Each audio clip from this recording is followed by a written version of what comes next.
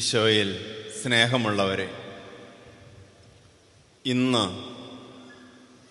പരിശുദ്ധ കത്തോലിക്കാ സഭ ശുദ്ധീകരണ സ്ഥലത്തിലുള്ള ആത്മാക്കൾക്ക് വേണ്ടി പ്രാർത്ഥിക്കുകയാണ് പ്രത്യേകമായി. ഈ മാസം മുഴുവൻ ശുദ്ധീകരണ സ്ഥലത്തിൽ ഉള്ള മരിച്ചുപോയ ആത്മാക്കൾക്ക് വേണ്ടി നാം പ്രത്യേകം പ്രാർത്ഥിക്കും.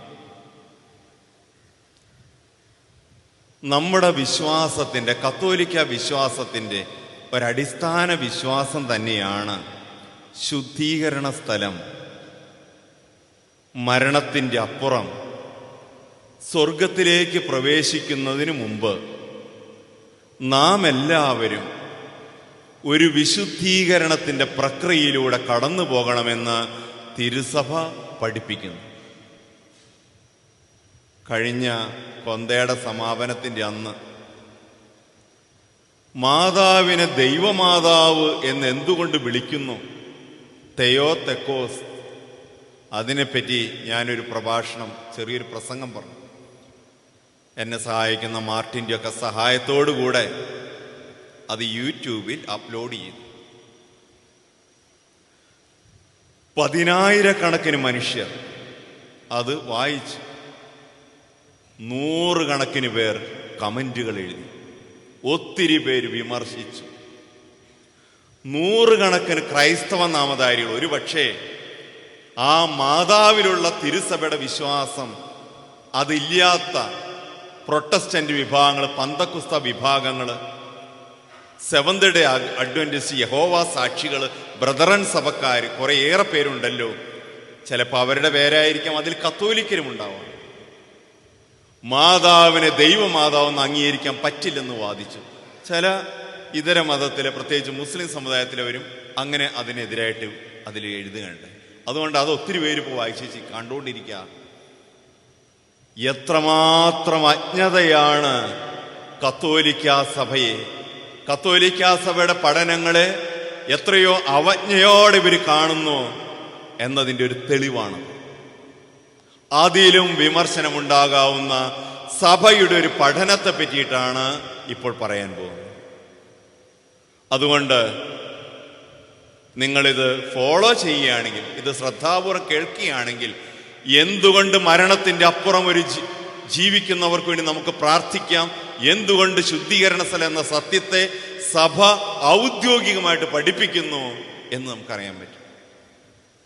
നാം അറിഞ്ഞിരിക്കേണ്ട കാര്യം,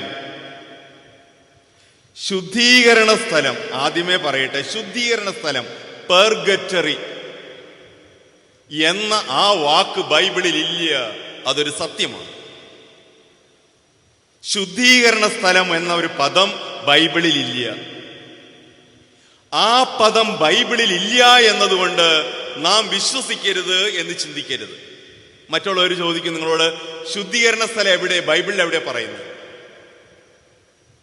നമ്മുടെ വിശ്വാസത്തിന്റെ പല രഹസ്യങ്ങളും, അതിൻ്റെ ടൈറ്റിലുകൾ, വാക്കുകൾ ബൈബിളിൽ ഇല്ല. അതാ സത്യം. ഉദാഹരണത്തിന്, ബൈബിൾ എന്ന വാക്ക് ബൈബിളിൽ ഇല്ല. ബൈബിളിന്റെ അകത്ത് ബൈബിൾ എന്ന് ഒരു വാക്ക് നിങ്ങൾ കാണില്ല. അതിന്റെ പുറത്ത് ആ ചട്ടയിന്മേൽ മാത്രമാണ്, അതിന്റെ പുറം കവറിൽ മാത്രം ബൈബിൾ എന്നുള്ളത്. അതൊരു മാർപ്പാപ്പ കൊടുത്ത പേരാണ്. ആദ്യം നമ്മുടെ 342 ദമാസൂസ് എന്ന് പറയുന്ന മാർപ്പാപ്പ ബൈബിൾ രൂപപ്പെടുത്താൻ പോയപ്പോൾ അദ്ദേഹത്തിന്റെ സെക്രട്ടറി ആയിരുന്ന വിശുദ്ധ ജെറോമിനെ ബെത്ലഹേമിലേക്ക് അയച്ച് അത് പഠിച്ചു. അതിന്റെ പേര് ഉൾഗാത്ത എന്നായിരുന്നു. അതിനുമുമ്പ് ക്രിസ്ത്യാനികൾ അംഗീകരിച്ചിരുന്നൊരു പേരുണ്ടായിരുന്നു, എല്ലാ ക്രൈസ്തവരും അംഗീകരിച്ച സെപ്ത്വജിന്ത്, ഹെബ്രായ ഭാഷയിൽ എഴുതപ്പെട്ടതിന്റെ ഗ്രീക്ക് ട്രാൻസ്ലേഷൻ, അതായിരുന്നു അതിന്റെ പേര്. പിന്നീട് ദമാസൂസ് മാർപ്പാപ്പയ്ക്ക് ശേഷം വന്ന സിറീസിയൂസ് എന്ന് പറയുന്ന മാർപ്പാപ്പ 4-ാം നൂറ്റാണ്ടിൽ കൊടുത്ത വാക്കാണ് ബൈബിൾ. ബൈബിൾ എന്ന വാക്ക് ബൈബിളിന്റെ അകത്തില്ല. സ്ലീഹന്മാരോ കർത്താവോ അങ്ങനെ ഒരു വാക്ക് കേട്ടിട്ടേ ഉണ്ടാവാൻ സാധ്യതയില്ല. പക്ഷെ അതുകൊണ്ട് ബൈബിൾ വിശ്വസിക്കരുതെന്ന് ആരെങ്കിലും പറയോ? മനുഷ്യാവതാരം എന്നൊരു വാക്ക് ബൈബിളിൽ ഇല്ല, ഇൻകാർണേഷൻ. പക്ഷേ അതിൻ്റെ ദൈവശാസ്ത്രം ബൈബിളിലുണ്ട്. ഇൻകാർണേഷൻ, വചനം മാംസമായി മനുഷ്യരുടെ രൂപത്തിൽ വസിച്ചു. ആ ദൈവീക രഹസ്യത്തിന് നാം കൊടുത്ത പേരാണ് മനുഷ്യാവതാരം. അത് ബൈബിളിലില്ല, പക്ഷേ അതിൻ്റെ ദൈവശാസ്ത്രം ബൈബിളിലുണ്ട്. ട്രിനിറ്റി, പരിശുദ്ധ ത്രിത്വം എന്ന വാക്ക് ബൈബിളിലില്ല, പക്ഷേ 3 വ്യക്തികളിൽ ഒരു ദൈവമാണ് എന്ന സത്യം, പിതാവിൻ്റെയും പുത്രൻ്റെയും പരിശുദ്ധാത്മാവിന്റെ ഏകനാമം, ആ ആത്മീയ രഹസ്യം ബൈബിളിലുണ്ട്. ത്രിത്വം എന്ന വാക്കില്ല, പക്ഷെ നാം അത് വിശ്വസിക്കുന്നു. പ്രൊട്ടസ്റ്റന്റുകാർ വിശ്വസിക്കുന്നു, യഹോവ സാക്ഷികൾ വിശ്വസിക്കുന്നു, എല്ലാവരും വിശ്വസിക്കുന്നു ത്രിത്വം എന്ന വാക്ക്. അതുപോലെ ശുദ്ധീകരണ സ്ഥലം എന്ന വാക്ക് ബൈബിളിലില്ല, പക്ഷെ ശുദ്ധീകരണ സ്ഥലത്തിന്റെ ദൈവശാസ്ത്രം ബൈബിളിലുണ്ട്. ബൈബിൾ പഠിപ്പിക്കുന്നത്. ഒരു പക്ഷേ ബൈബിൾ എന്ന വാക്ക് വരുന്നതിന് മുമ്പ് സഭയിൽ വന്ന വാക്കാണ് പെർഗറ്ററി, ശുദ്ധീകരണ സ്ഥലം. എവിടെയാണത്? നാം പല പ്രാവശ്യം ബൈബിളിൽ ഈശോയുടെ വാക്കുകൾ ഒളിഞ്ഞും തെളിഞ്ഞും കാണാം. അവസാന ചില്ലിക്കാശ് പോലും കൊടുത്തു തീർക്കാതെ നീ അവിടെ നിന്ന് രക്ഷപ്പെടില്ല എന്ന് പറയുന്നൊരു ഭാഗമുണ്ട്. മനുഷ്യപുത്രനെതിരായ പാപങ്ങൾ പൊറുക്കപ്പെടും, എന്നാൽ പരിശുദ്ധാത്മാവിനെതിരായിട്ടുള്ള പാപം ഈ ഭൂമിയിലോ ഈ ലോകത്തോ വരാനിരിക്കുന്ന ലോകത്തോ പൊറുക്കപ്പെടുകയില്ല. അപ്പോൾ വരാനിരിക്കുന്ന ഒരു ലോകത്ത് ഒരു പൊറുക്കപ്പെടലുണ്ട്. പക്ഷെ അതിലും പ്രധാനമായിട്ട് വളരെ ക്ലിയറായിട്ട് വിശുദ്ധ പൗലോസ് ശ്ലീഹ കൊറീന്ത്യർക്ക് എഴുതിയ 1-ാം ലേഖനത്തിൽ വ്യക്തമായി ശക്തമായി ശുദ്ധീകരണ സ്ഥലത്തെ പറ്റി പറയുന്നുണ്ട്. ഞാൻ ആ ഭാഗം വായിക്കും, നാം അത് ശ്രദ്ധിച്ചിരുന്നോളണം. ഇത് വേറെ ഏത് എക്സ്പ്ലനേഷൻ ആർക്ക് കൊടുക്കാൻ പറ്റും ഈ ഭാഗത്തിന് എന്ന് നിങ്ങൾ തന്നെ ചിന്തിക്കുക. ഉദാഹരണത്തിന് കൊറീന്ത്യർക്ക് എഴുതിയ 1-ാം ലേഖനം 3-ാം അധ്യായത്തില് 11-ാമത്തെ വാക്യം തൊട്ട് ഞാൻ വായിക്കുകയാണ്. യേശു ക്രിസ്തു എന്ന അടിസ്ഥാനം സ്ഥാപിക്കപ്പെട്ട് കഴിഞ്ഞു, അതിനു പുറമെ മറ്റൊന്ന് സ്ഥാപിക്കാൻ ആർക്കും സാധിക്കുകയില്ല. നമ്മുടെ വിശ്വാസത്തിന്റെയും എല്ലാത്തിന്റെ ജീവിതത്തിന്റെ അടിസ്ഥാനം യേശു ക്രിസ്തുവാണ്. അത് സ്ഥാപിക്കപ്പെട്ട് കഴിഞ്ഞു. ആത്മീയ ഭവനത്തിന്റെ അടിസ്ഥാനം യേശു ക്രിസ്തുവാണ്. ഇതാ പൗലോസിലേ പറയുന്നത്, അത് സ്ഥാപിക്കപ്പെട്ട് കഴിഞ്ഞു, അതിന്റെ മേലെ വേറൊന്നും സ്ഥാപിക്കാൻ ആർക്കും സാധിക്കില്ല. ഈ അടിസ്ഥാനത്തിന്മേൽ, യേശു ക്രിസ്തു എന്ന അടിസ്ഥാനത്തിന്മേൽ ആരെങ്കിലും സ്വർണമോ വെള്ളിയോ രത്നങ്ങളോ തടിയോ പുല്ലോ വൈക്കോലോ ഉപയോഗിച്ച് പണിതാലും, നീ എന്തുപയോഗിച്ച് പണിതോ, നിന്റെ ആത്മീയ ഭവനം വൈക്കോലാവാം, തടിയാവാം, കല്ലാവാം, എന്തെങ്കിലും ആവട്ടെ, നീ എന്തുപയോഗിച്ച് പണിതാലും ഓരോരുത്തരെയും പണി പരസ്യമാകും. കർത്താവിന്റെ ദിനത്തിൽ അത് വിളംബരം ചെയ്യും. കർത്താവിന്റെ ദിവസം നിന്റെ പണി, നിന്റെ ജീവിതം എങ്ങനെയായിരുന്നു എന്ന് വിളംബരം ചെയ്യപ്പെടും. അഗ്നിയാൽ അത് വെളിവാക്കപ്പെടും. തീ കൊണ്ടത് വെളിവാക്കപ്പെടും. അത് വെളിപ്പെടുത്തുന്ന തീയായിരിക്കും. ഓരോരുത്തരെ പണി ഏത് തരത്തിലുള്ളതായിരുന്നു എന്ന് അഗ്നി തെളിയിക്കും. ആരുടെ പണി നിലനിൽക്കുന്നുവോ അവൻ സമ്മാനിതനാകും. ആരുടെ പണി അഗ്നിക്കിരയാകുന്നുവോ അവൻ നഷ്ടം സഹിക്കേണ്ടി വരും. ആരുടെ പണി നിലനിൽക്കോ അവന് സമ്മാനം, നിത്യസമ്മാനം. ആരുടെ പണി ഇല്ലാതായിത്തീരുന്നവോ അവന് നഷ്ടം, അവൻ സഹിക്കേണ്ടി വരും, അവന് നിത്യനഷ്ടം ഉണ്ടാവും. എന്നാൽ അടുത്ത വാക്കൊന്ന് ശ്രദ്ധിച്ചേൻ, എങ്കിലും അഗ്നിയിലൂടെ എന്ന വണ്ണം അവൻ രക്ഷ പ്രാപിക്കും. അഗ്നിയിലൂടെ എന്ന വണ്ണം അവൻ രക്ഷ പ്രാപിക്കും. അവൻ അഗ്നിയിലൂടെ എന്ന വണ്ണം രക്ഷ പ്രാപിക്കും. എന്താ നരകം? നിത്യമായ ശിക്ഷ. അവിടെ നിന്ന് രക്ഷപ്പെടാൻ പറ്റില്ല. നരകത്തിൽ നിന്ന് ആർക്കും സ്വർഗത്തിലേക്ക് പോകാൻ പറ്റില്ല. ലാസറിനോട് പറഞ്ഞു, അബ്രഹാം പറഞ്ഞു, എനിക്കും നിനക്കും മധ്യ ഒരു ഗർത്തമുണ്ട്, അവിടെ നിന്ന് ആർക്കും ഇങ്ങോട്ടോ ഇവിടെ നിന്ന് ആർക്കും അങ്ങോട്ടോ വരാൻ പറ്റില്ല. ഒരു ഗർത്തമുണ്ട്.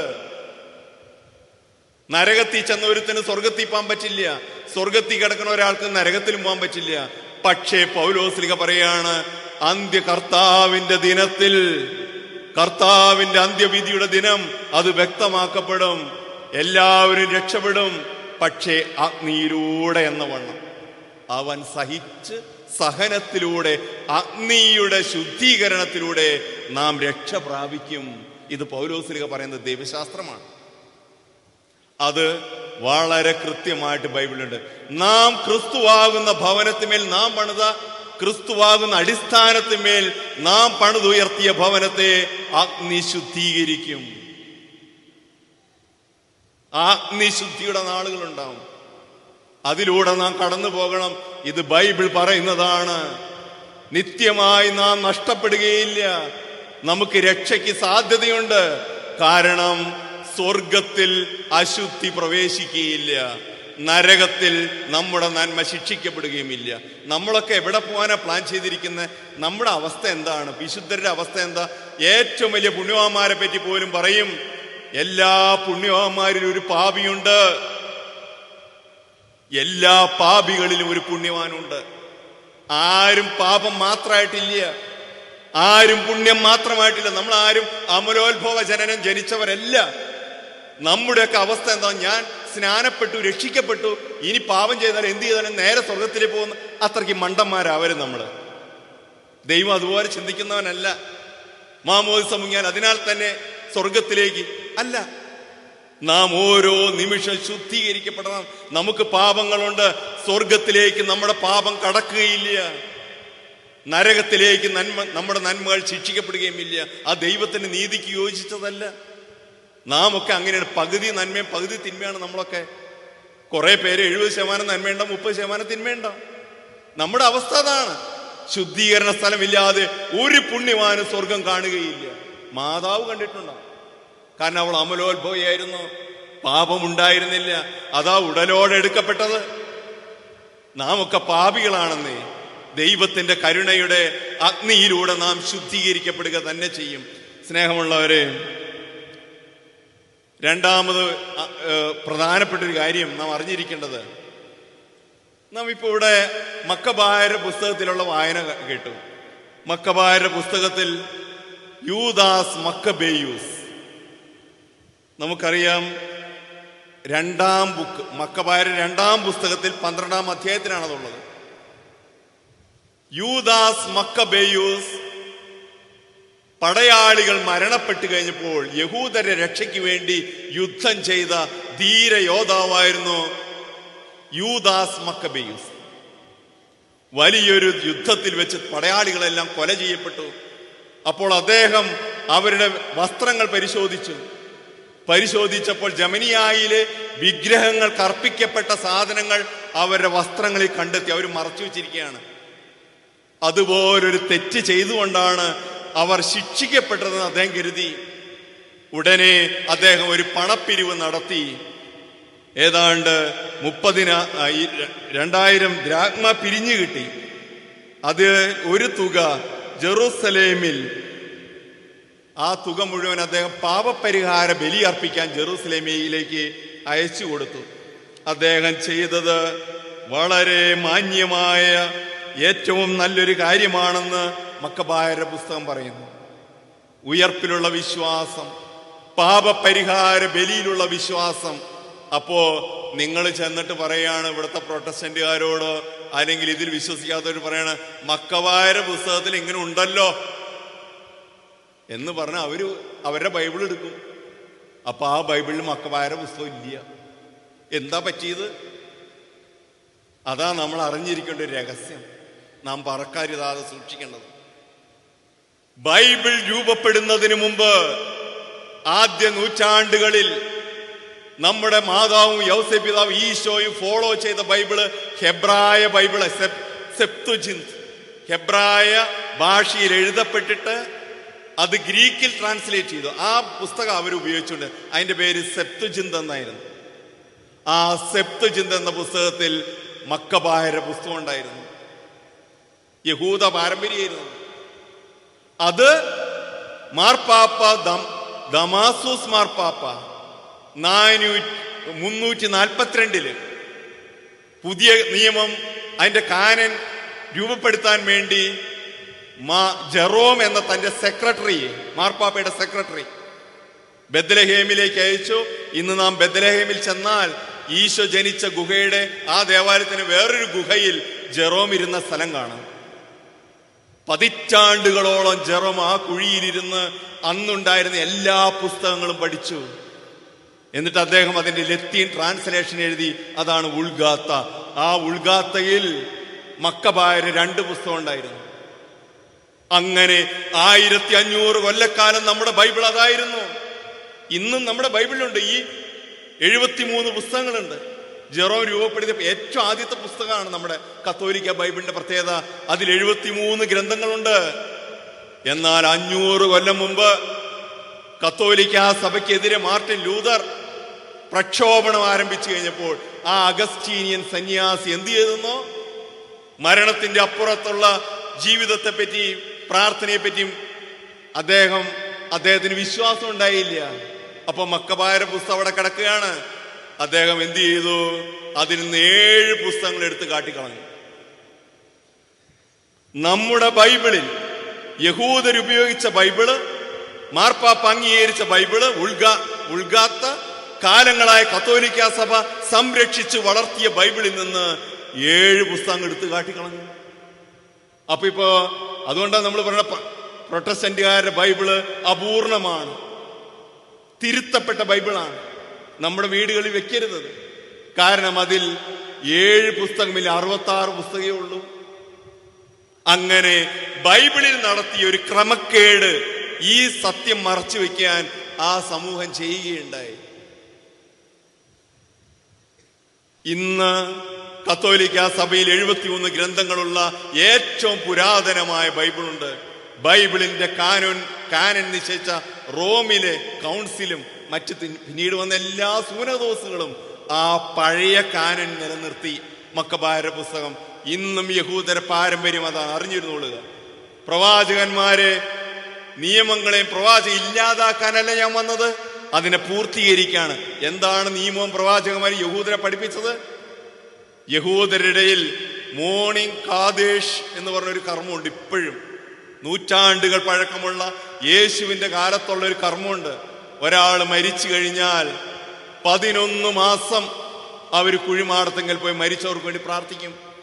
അപ്പനാണ് മരിച്ചതെങ്കിൽ മകൻ അതിന് നേതൃത്വം കൊടുക്കും. അതിനാണ് ഈ മോർണിംഗ് കാദേശ് എന്ന വാക്കിൽ അറിയപ്പെടുക. അവര് സ്ഥിരം മരിച്ചവർക്ക് വേണ്ടി പ്രാർത്ഥിക്കും. നമ്മുടെ ഈശോയും സ്ലീഹന്മാരും യഹൂദ പാരമ്പര്യം പേർന്ന് എല്ലാവരും ചെയ്തതാണ്, മരിച്ചവർക്ക് വേണ്ടി പ്രാർത്ഥിക്കുക. അതാ യഹൂദ പാരമ്പര്യം, ഈശോയുടെ പാരമ്പര്യം. അതിനെതിരെ ഈശോ ഒന്നും പറഞ്ഞിട്ടില്ല. മരിച്ചവർക്ക് വേണ്ടി പ്രാർത്ഥിക്കുന്ന ഈശോ പറഞ്ഞിട്ടില്ല. നിങ്ങളുടെ പ്രാർത്ഥനയ്ക്ക് മരിച്ചതിന്റെ അപ്പുറം ഒന്നും ചെയ്യാൻ പറ്റില്ല എന്ന് പഠിപ്പിച്ചിട്ടില്ല. മരണത്തിന്റെ അപ്പുറം പ്രാർത്ഥിച്ചാൽ അതിന് ഫലമില്ല എന്ന് പഠിപ്പിച്ചിട്ടില്ല. അത് ഓരോ നവീകരണ പ്രസ്ഥാനക്കാർ പഠിപ്പിക്കുന്നതാണ്. കത്തോലിക്ക സഭയിൽ ഔദ്യോഗിക പ്രബോധനമുണ്ട്, നാം വഞ്ചിതരാകരുത്. അവിടെ ഇവിടെയും പലരും പറയുന്ന കേട്ടിട്ട് മരിച്ചവർക്ക് വേണ്ടി പ്രാർത്ഥിച്ചു കൊള്ളണം. ഇത്രയും തത്വങ്ങൾ പറഞ്ഞിട്ട് നമ്മുടെ സഭയുടെ സ്റ്റാൻഡ് എന്താണെന്ന് പറഞ്ഞിട്ട് ഞാൻ ഉപദേശമായിട്ട് ഒരു ചെറിയ കാര്യം പറയുന്നുള്ളൂ. ഒരു കാര്യം ഓർത്തിരുന്നുള്ളൂ, ഈ മരിച്ചവരെല്ലാം അവർ പാപം ചെയ്തിട്ടുണ്ടെങ്കിൽ നമുക്ക് വേണ്ടി കൂടിയാണ്. ദൈവത്തിന്റെ വിധിയുടെ സിംഹാസനത്തിന് മുമ്പിൽ അവർ നിൽക്കുമ്പോൾ നമ്മുടെ കഥകളും ദൈവത്തോട് അവർ പറയും, ഞാൻ ഈ തെറ്റ് ചെയ്തത്, ഞാൻ ഈ ഭൂമി വെട്ടിപ്പിടിച്ചത്, ഞാൻ ഈ പാവം ചെയ്ത് എന്റെ മക്കൾക്കാ, അല്ലെങ്കിൽ അവർക്കും ഇവർക്കും വേണ്ടിയാ, അല്ലെങ്കിൽ അവരും എന്നെ അതിന് പ്രോത്സാഹിപ്പിച്ചത്. സ്നേഹമുള്ളവരും നമ്മൾ കണക്ക് കൊടുക്കേണ്ടവരും അവരുടെ ആത്മാവിന് ഓർത്തിരുന്നോളണം. അതുകൊണ്ട് മരിച്ചവൻ സമാധാനം അനുഭവിച്ചാൽ ആ സമാധാനം നമ്മുടെ കുടുംബത്തിന്റെ സമാധാനമായിട്ട് മാറും. മരിച്ചവർ അസ്വസ്ഥരാണെങ്കിൽ ആ അസ്വസ്ഥത ഈ ഭൂമിയിൽ ജീവിക്കുന്ന നാം പങ്കുവച്ചും. ആ അസ്വസ്ഥതയിൽ മരിച്ചവരങ്ങ് മരിച്ചു പോയില്ലേ, മുത്തി ചത്ത് കട്ടിൽ ഒഴിഞ്ഞല്ലോ. ചിലർക്ക് സെമിത്തേരിയിൽ വരാൻ പറ്റുന്നില്ല, പ്രാർത്ഥിക്കാൻ വരാറില്ല, മരിച്ചവർക്ക് കർമ്മങ്ങൾ ചെയ്യില്ല, പ്രാർത്ഥിക്കുകയില്ല, മരിച്ചു കഴിഞ്ഞാൽ അങ്ങ് വിട്ടുകളഞ്ഞേക്കും. ഇത് നമ്മുടെ പാരമ്പര്യത്തിനും യഹൂദ പാരമ്പര്യത്തിനും പരിശുദ്ധ കത്തോലിക്ക സഭയുടെ പാരമ്പര്യത്തിനും യോജിക്കുന്നതല്ല. നാം എല്ലാവരും ഇനിയുള്ള ദിവസങ്ങളിൽ മരിച്ചവർക്ക് വേണ്ടി പ്രാർത്ഥിക്കണം. കാരണം അവരുടെ ആത്മാവിന്റെ വിലയിൽ നമുക്കും പങ്കാളിത്തമുണ്ട്. ആ അവബോധത്തോടെ ഈ 1 മാസം ഭക്തിയോടെ നമുക്ക് സെമിത്തേരിയിലും പള്ളിയിലും വരും അവരെ ഓർക്കാം. സെമിത്തേരി എന്നത് വിശുദ്ധരുടെ തിരിശേഷിപ്പിരിക്കുന്ന സ്ഥലമാണ്, പേടിക്കേണ്ട സ്ഥലമല്ല. നമ്മുടെ റീത്ത പുണ്യയുടെ തിരിശേഷിപ്പ് എത്ര മനോഹരമായിട്ട് നാം വയ്ക്കുന്നു. പേര് എടുത്തില്ലെങ്കിലും പുണ്യവാന്മാർ ശയിക്കുന്ന സ്ഥലമാണത്. നാം പോകേണ്ട നമ്മുടെ നിത്യഭവനമാണ്. നമ്മുടെ മുമ്പിൽ ഒരു മേശ റെഡിയാക്കിയിട്ടിട്ടുണ്ട്.